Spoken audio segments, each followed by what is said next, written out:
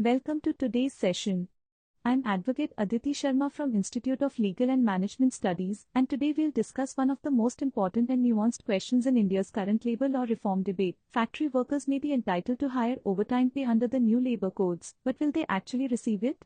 And at what cost to both workers and employers?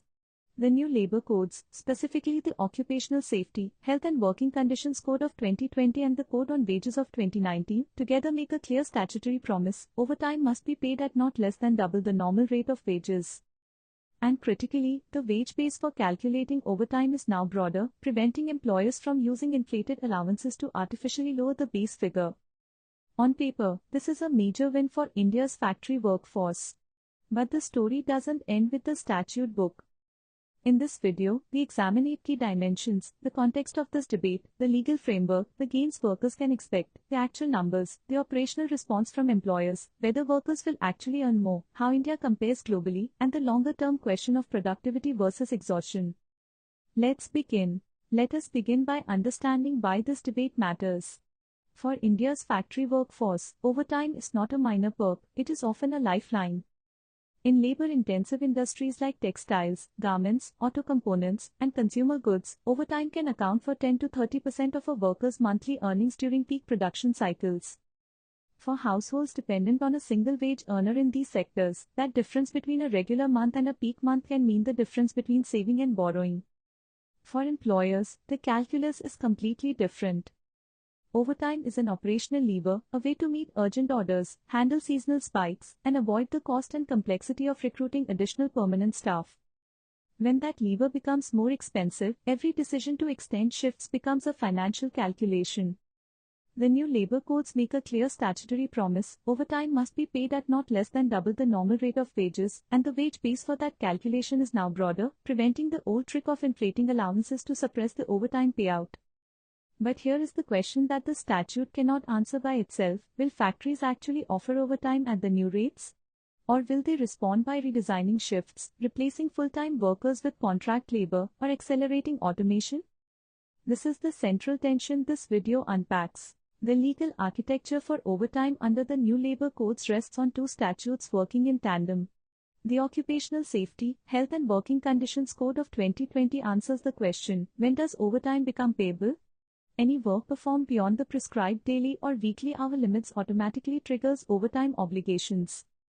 The code sets daily and weekly ceilings, with limited exemptions for continuous process industries like steel, chemicals, and paper, but even those exemptions come with conditions. Compensatory rest must be provided and every instance of approved overtime must be documented in authorized registers. The Code on Wages of 2019 answers the second question: how is overtime calculated? This is where a critical reform happens. The old framework allowed employers to inflate allowances to reduce the wage component used for overtime calculations. Under the new code, if allowances exceed 50% of total remuneration, the excess is automatically added back to wages. This directly increases the base figure that the double rate applies to. The double rate mandate is a statutory floor, not a guideline. Employers cannot pay less than twice the normal wage rate for overtime hours. Contracts or standing orders may offer more, but never less. And finally, while the central framework is uniform, state governments retain authority over operational details. Quarterly overtime limits, seasonal exemptions, and shift spread over rules all vary.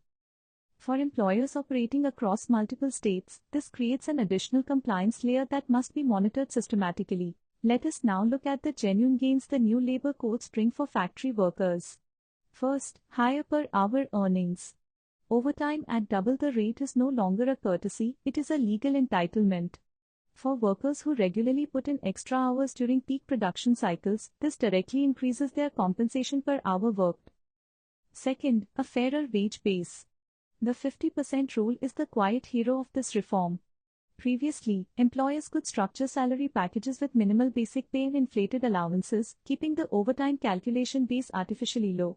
Now, if allowances exceed half of total remuneration, the excess is added back to the wage figure. This means the double rate applies to a number that actually reflects the worker's real earnings. Third, stronger bargaining power. In factories where overtime was previously paid informally, inconsistently, or at a fraction of the legal rate, workers now have a clear statutory reference point. This shifts the negotiating dynamic meaningfully. And fourth, income stability during peaks. This is perhaps the most tangible benefit for households. During Diwali season in a garment factory or during an export order rush in an auto components plant, overtime can mean the difference between a strained month and a comfortable one.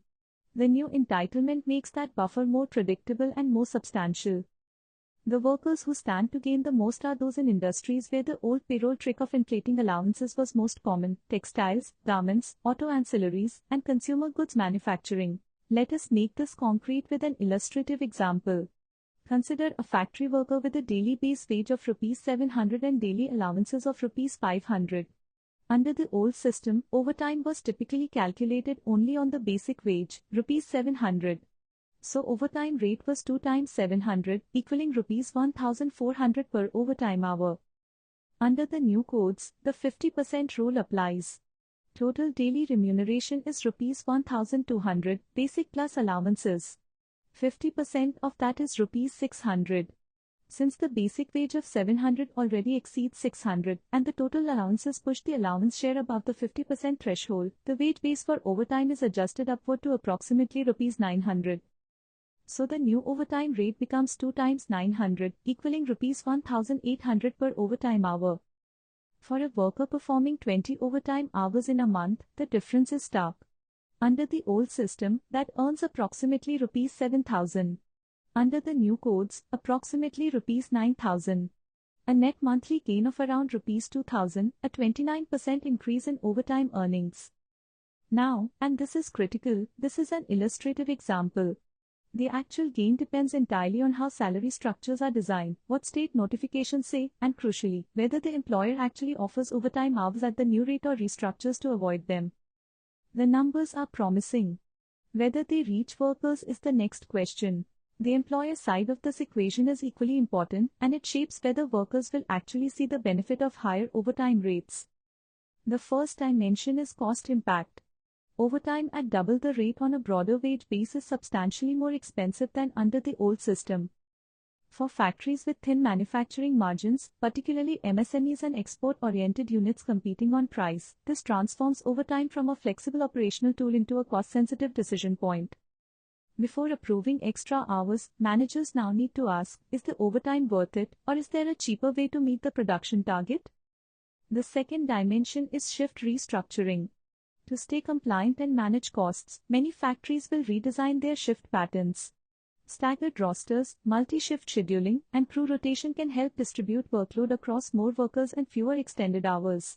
But this requires investment in HR systems, more sophisticated scheduling tools, and training for supervisors. The third dimension is compliance risk. The inspection regime under the new labor codes is more data-driven than the old manual model. Digital attendance records, overtime registers, and payroll logs are now the primary audit trail. Any discrepancy between what was worked and what was paid creates legal exposure, not just for the payroll department, but for the entire factory operations chain. And with workers increasingly aware of their entitlements, disputes around overtime have become more likely to escalate into formal proceedings. The bottom line for employers, compliance is now an operational discipline, not just a box to tick. This is the slide that cuts to the heart of the debate. Higher legal entitlement does not automatically mean higher income in practice. On the positive side, there are clear scenarios where workers will benefit.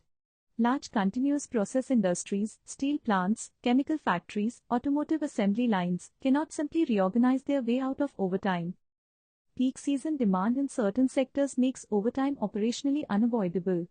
And in industries where the old payroll trick of inflating allowances was most common, the 50% rule directly corrects the historical underpayment.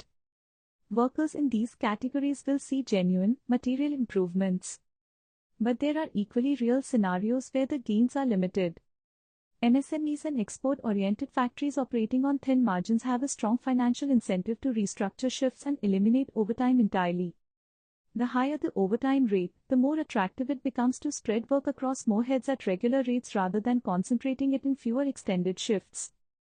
Some factories will increase their use of contract labor, fixed-term workers, or apprentices, categories that can be scaled up during peaks without triggering overtime liabilities. And for some, the higher cost of overtime will finally tip the business case in favor of automation investment. The key insight, highlighted at the bottom, more overtime per hour does not automatically mean more overtime in total. An employer can be fully compliant with the double rate rule while simultaneously ensuring that very few overtime hours are actually worked. Higher legal rates and fewer actual hours can cancel each other out in terms of monthly take-home pay. The outcome will vary by industry, company size, and state. India is not alone in grappling with this question. Let us look at how major manufacturing economies have handled overtime. In Germany, the standard working week is 35 to 40 hours. Overtime is tightly capped on an annual basis and paid at premium rates specifically designed to discourage companies from relying on extended shifts as a production strategy. Works councils enforce compliance at the plant level. Japan has gone through a dramatic cultural shift. After years of public concern about karoshi, literally, death from overwork, Japan enacted its Work Style Reform Act, capping overtime at 45 hours per month and 360 hours per year, with financial penalties for violations. The goal was to redirect corporate strategy from extracting more hours to extracting more value per hour. South Korea reduced its standard work week from 68 hours to 52. The higher overtime costs that followed incentivized manufacturing companies to invest in automation and process improvement, a positive cycle for long-term competitiveness. And China, despite its reputation for flexible labor practices in export zones, has explicit monthly overtime ceilings with increasingly stringent enforcement, particularly since its 2015 labor reforms. The common lesson across all these economies, competitive manufacturing does not depend on long hours. It depends on productivity per hour. India's double-rate overtime mandate is a step in the same direction. The signal to industry is clear: design your operations around efficiency, not exhaustion. The final dimension of this topic is the most fundamental: what kind of industrial future do we want?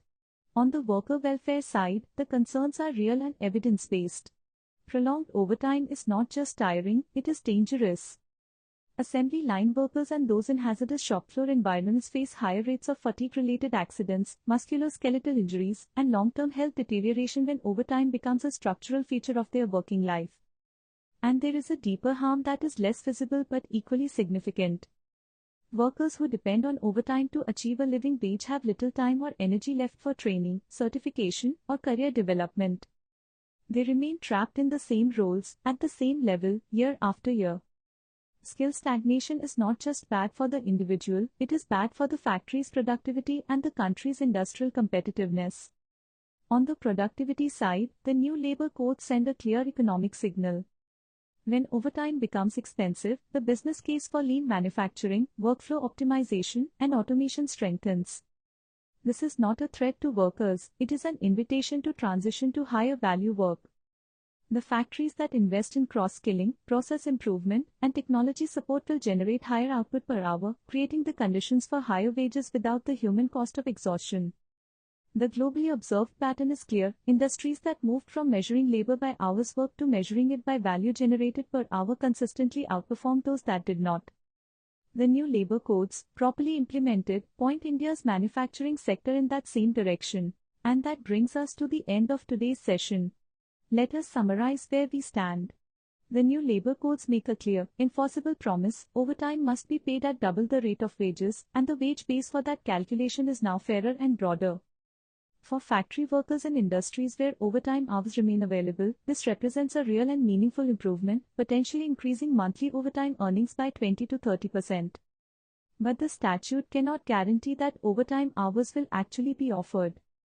Employers facing higher overtime costs have legitimate and legal options to restructure: staggered shifts, contract labor, fixed-term employment, and automation. The net benefit to workers depends heavily on how each employer responds, which industry they work in, and which state's notifications govern their workplace. The global lesson is instructive: the countries that raised overtime costs did not see manufacturing collapse, they saw it modernize. Japan, Germany, and South Korea all became more competitive, not less, after tightening overtime rules. India's reforms point in the same direction. For workers, know your rights under the OSH Code and the Code on Wages. Track your hours. Verify your overtime calculation. Use grievance mechanisms if your entitlements are denied. For employers, compliance is not a cost to minimize, it is a signal to invest in efficiency, in process improvement, in your workforce. ILMS Academy certificate course and labor laws will give you the in-depth understanding to navigate all of this as a professional, an employer, or a worker. The link is on your screen. Thank you for watching. Until next time.